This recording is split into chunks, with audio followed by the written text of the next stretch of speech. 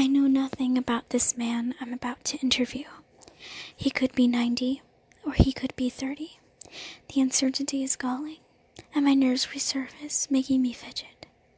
I've never been comfortable with one-on-one interviews, preferring the anonymity of a group discussion, where I can sit inconspicuously at the back of the room. To be honest, I prefer my own company, reading a classic British novel, curled up in a chair in the campus library, not sitting twitching nervously in a colossal glass and stone edifice. I roll my eyes at myself. Get a grip, Steele. Judging from the building, which is too clinical and modern, I guess Gray is in his 40s, fit, tanned, and fair-haired to match the rest of the personnel. Another elegant, flawlessly dressed blonde comes out of a large door to the right. What is it with all the immaculate blondes? It's like Stepford here. Taking a deep breath, I stand up. Miss Steele, the latest blonde asks. Yes, I croak, and I clear my throat. Yes. There, that sounded more confident. Mr. Gray, we'll see you in a moment. May I take your jacket? Oh, please. I struggle out of the jacket. Have you been offered any refreshment? No. Oh dear. Is blonde number 1 in trouble? Blonde number 2 frowns and eyes the young woman at the desk. Would you like tea, coffee, water? She asks, turning her attention back to me. A glass of water. Thank you, I murmur. Olivia, please fetch Miss Steele a glass of water. Her voice is stern. Olivia scoots up and scurries to the door on the other side of the foyer. My apologies, Miss Steele. Olivia is our new intern. Please be seated. Mr. Gray will be another 5 minutes. Olivia returns with a glass of iced water. Here you go, Miss Steele. Thank you.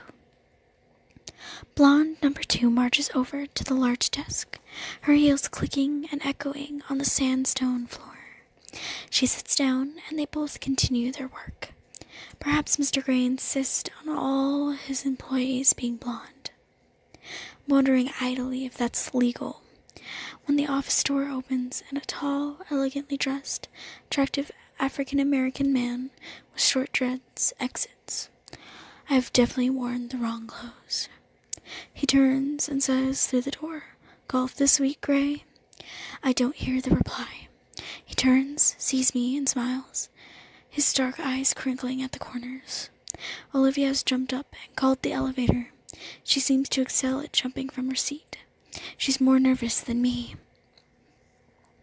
Good afternoon, ladies, he says as he departs through the sliding door. Mr. Gray will see you now, Miss Steele. Do go through, blonde number 2 says. I stand rather shakily, trying to suppress my nerves. Gathering up my backpack, I abandon my glass of water and make my way to the partially open door. You don't need to knock. Just go in. She smiles kindly. I push open the door and stumble through, tripping over my feet, and falling head first into the office. Double crap. Me and my 2 left feet. I am on my hands and knees in the doorway to Mr. Gray's office, and gentle hands are around me, helping me to stand. I am so embarrassed. Damn my clumsiness. I have to steel myself to glance up. Holy cow, he's so young. Miss Kavanagh. He extends a long-fingered hand to me once I'm upright. I'm Christian Gray. Are you all right? Would you like to sit? So young and attractive. Very attractive. He's tall, dressed in a fine gray suit, white shirt, and a black tie with unruly, dark copper-colored hair and intense, bright gray eyes that regard me shrewdly. It takes a moment for me to find my voice. Actually, I mutter, if this guy is over 30, then I'm a monkey's uncle. In a daze, I place my hand in his and we shake. Our fingers touch. I feel an odd, exhilarating shiver run through me. I withdraw my hand hastily, embarrassed.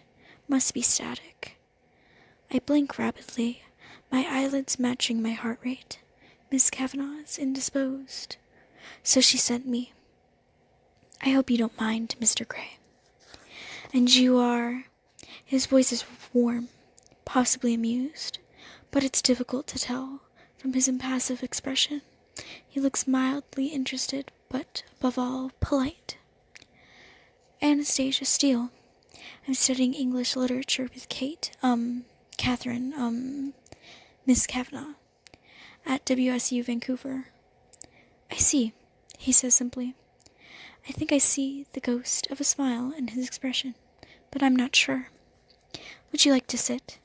He waves me toward an L-shaped white leather couch. His office is way too big for just one man. In front of the floor-to-ceiling windows, there's a modern dark wood desk that 6 people could comfortably eat around.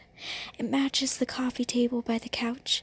Everything else is white, ceiling, floors, and walls, except for the wall by the door, where a mosaic of small paintings hang, 36 of them arranged in a square. They are exquisite, a series of mundane, forgotten objects painted to such precise detail they look like a photograph. Displayed together, they are breathtaking. A local artist, Choten, says Gray when he catches my gaze. They're lovely, raising the ordinary to extraordinary, I murmur, distracted both by him and the paintings.